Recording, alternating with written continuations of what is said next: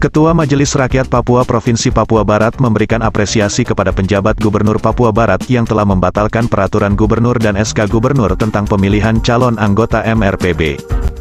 Menurutnya, langkah itu perlu dilakukan pemerintah provinsi guna menghindari dampak hukum yang ditimbulkan di kemudian hari. Respon baik sekali. Hari ini ada pernyataan yang disampaikan oleh Sekda Papua Barat bahwa nantinya ada pembatalan SK rekrutmen anggota MRP. Tetapi yang perlu kita ketahui bahwa yang kami lihat di sini bukan hanya SK-nya saja, tetapi yang kami juga lihat dari yang eksekusi, yaitu adalah Kesbangpol. Karena ini sumbernya kan di situ, sebenarnya di situ semua.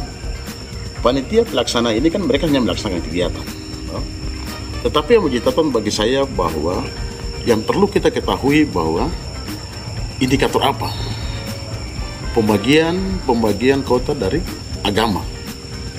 Contohnya begini, GPKI hari ini dalam catatan yang mereka sampaikan itu kurang lebih ada sekitar 3 kursi.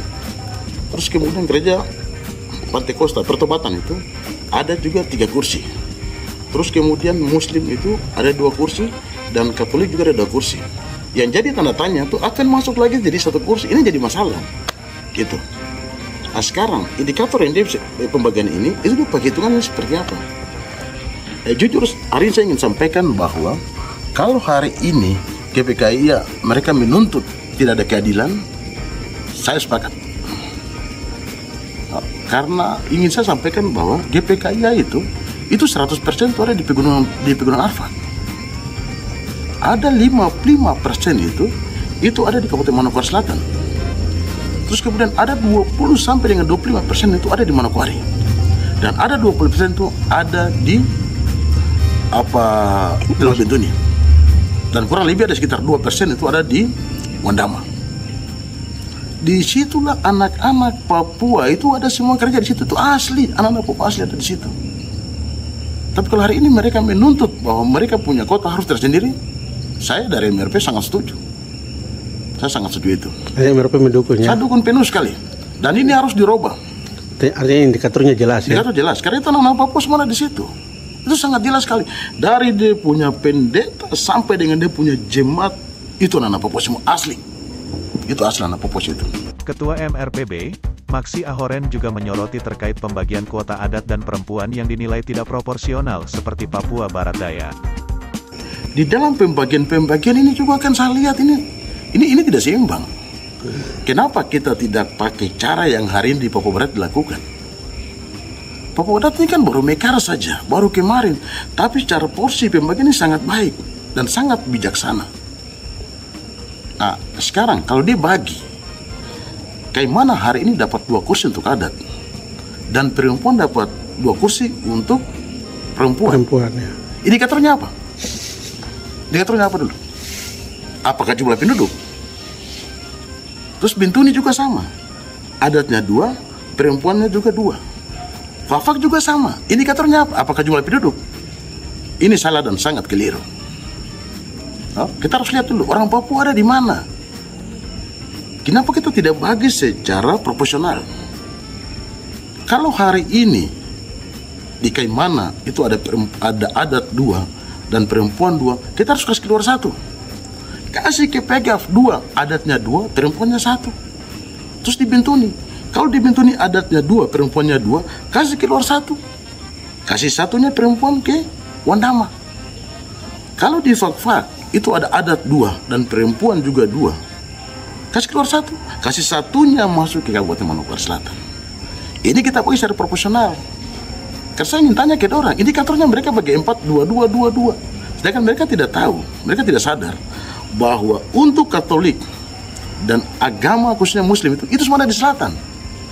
Kalau kita jujur melihat ini bahwa kebanyakan semua itu dari sebelah. Ini dari selatan, kebanyakan dari selatan.